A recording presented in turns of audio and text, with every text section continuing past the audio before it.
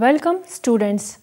Today I am going to deliver a lecture on botany, cultivation and economic importance of wheat. Wheat is an annual grass that belongs to family Poaceae. It's a cereal grain and is the second most eminent staple crop of the world. Most commonly cultivated one is hexaploid wheat, which is also known as Triticum aestivum. The important wheat growing countries of the world are USA, India, France, Canada, Italy and Argentina, but USA is the largest producer in the world. In terms of both area and production, India today ranks 4th among the wheat growing countries of the world. In India, about 91.5% of the wheat is produced in 6 states that are Uttar Pradesh, Punjab, Haryana, Madhya Pradesh, Rajasthan and Bihar. Some important varieties of wheat are Sonalika, Hira, Moti, Shira, Pratap, Janak, etc. Going back to the history of wheat, oldest known type of wheat was a diploid species, commonly known as wild incorn wheat. The carbonized remains of wild incorn, also known as Triticum bioticum, has been discovered at the Neolithic site of Jarmo in northern Iraq. According to Wavella, a champion of multiple origin, Asia Minor was the site of origin of diploid wheats, Abyssinia and North Africa of tetraploid wheats, and Central Asia of the hexaploid wheats. Wheat spread widely and rapidly throughout Europe and Asia after its domestication. Bread wheat, also known as Triticum aestivum, was a hexaploid wheat and now dominates the whole world, have been grown in the Nile Valley of Egypt by 5000 BC. Now the genetics of wheat. Wheat genetics is more complicated than that of most other domesticated species. Some wheat species are diploid with 2 sets of chromosomes, but many are stable polyploids with 4 sets of chromosomes known as tetraploids or with 6 sets of chromosomes known as hexaploids. Incorn wheat, which is also known as Triticum monococcum, is diploid. The hexaploid wheat is the most important one and is the common bread wheat called Triticum aestivum or Triticum vulgare. Triticum aestivum, also known as bread wheat, is the product of hybridization of tetraploid wheat, that is Triticum dicoccum, with genome AABB, and diploid wild grass known as Aegilops scarosa with genome DD and their subsequent chromosome doubling. Thus, AABB-DD gives first a triploid, that is ABD, which after doubling of chromosome gives rise to a hexaploid. A new cereal, that is triticale, was created by crossing Triticum aestivum, that is wheat, and scale cereal, also known as rye. The main objective of this hybridization was to combine earliness, poor soil adaptability, and resistance to cold and drought of rye with the yield and grain qualities of wheat. The fertile triticales obtained are of octaploid types, synthesized from crossing common hexaploid wheat and diploid rye. Some major cultivated species of wheat are common wheat, also known as bread wheat. It's a hexaploid species that is the most widely cultivated in the world. Marconi wheat, also known as Triticum durum, is the only tetraploid form of wheat widely used today and is the second most widely cultivated wheat. Immer, that is Triticum dicoccon. It's a tetraploid species cultivated in ancient times but no longer in widespread use. Bread wheat, known as Triticum aestivum, contributes approximately 95% of total production, while another 4% comes from Marconi wheat and Immer wheat shares only 1%. Now let me discuss the botany of wheat. Wheat is an annual grass about 60 to 150 cm in height. The wheat stem, known as culm, is erect and cylindrical, on which nodes and internodes are present. The nodes are solid, whereas the internodes are hollow. Branches produced by culm are known as tillers. Now the seedling characters. The grains of wheat that lack dormancy germinate immediately upon ripening. First, coleorhiza enveloping the radicle comes out on germination. After this, the radicle breaks through the coleorhiza and is followed by 2 or more secondary seminal roots, all of which develop lateral roots. Root system in wheat. 2 types of root are present in wheat plant, that are seedling roots developing from the embryo and coronal roots arising at later age from the basal underground nodes. Leaf. The wheat leaf parts, the blade or the lamina, which is linear to linear lanceolate in shape. The leaf sheath which encircle the stem tightly. A ligule with margins fringed by hairs, also known as rain guard, which grows at the junction of the blade and the leaf sheath. Inflorescence.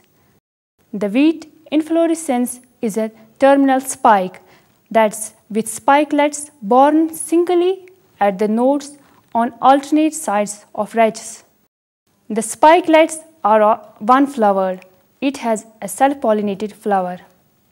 The spikelet consists of a minute axis known as rachilla, on which a single floweret is borne in the axils of 2 ranked bracts. The bracts of lower pair are called sterile glumes or empty glumes. The upper bracts or flowering or fertile glumes are known as lemma and palea. At the base of lemma and palea are a pair of colorless and transparent lodicules. Lodicules aid in the opening of spikelet. The lemma and palea together are known as hull. Each floret, which has its own lemma and a thin 2-nerved palea investing the essential organs, which are 3 stamens and a single pistil with 2 feathery stigmas, and 2 lodicules represents the perianth, a structure that regulates the opening of the flower.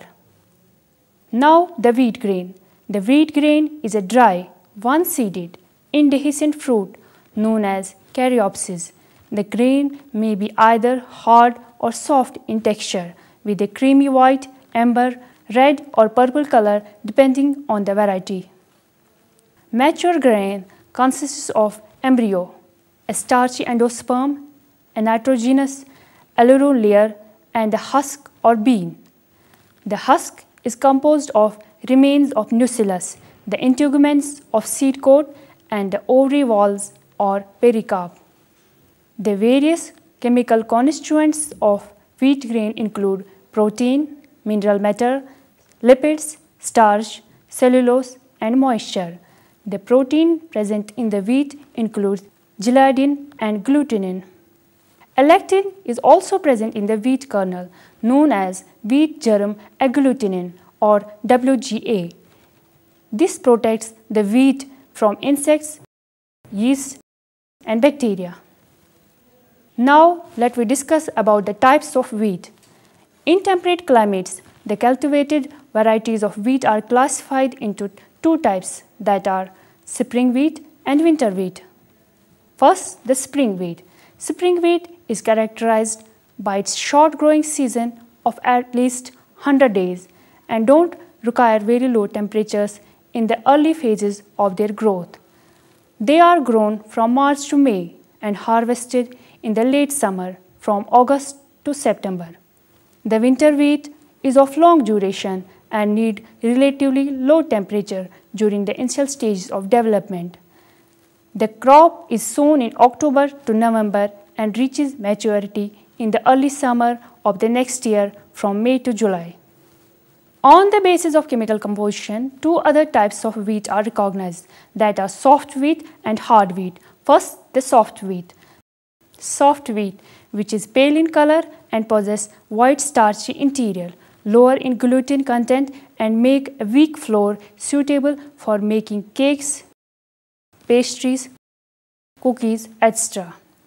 On the other side, hard wheat, which is dark and vitreous in color, no white starchy area, higher in gluten content, and makes strong flour, a property desirable for bread making. Now let me discuss about the cultivation of wheat. Wheat is adapted to warm temperate regions where the winters are cool, followed by relatively dry and warm summers for ripening, and with moderate rainfall between 30 to 90 centimeters. The temperature requirements are 10 degrees to 16 degrees Celsius at the time of sprouting and about 20 degrees Celsius at the grain maturity, with clear skies and about 3 months of bright sunshine and frost-free nights. Various steps for its cultivation include: first, the field preparation. The field is generally plowed 4 to 5 times before sowing. At the time of last plowing, 40 kg urea per hectare are added to improve seed germination.